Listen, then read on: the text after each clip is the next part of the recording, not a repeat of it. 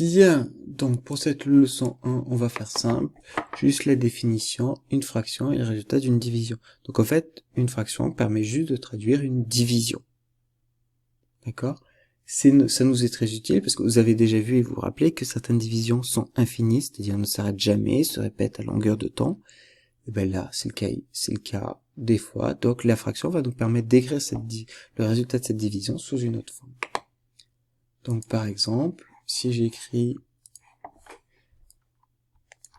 on va peut-être écrire en bleu quand même, mais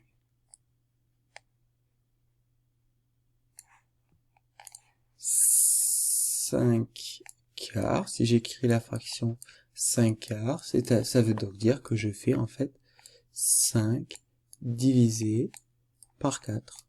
Cette fraction, elle a une valeur, elles ont toute une valeur, mais on peut l'écrire sous une forme de chiffre, c'est-à-dire ça fait 1,25. Si je prends une autre fraction différente, par exemple 1 tiers, ben, c'est 1 divisé par 3.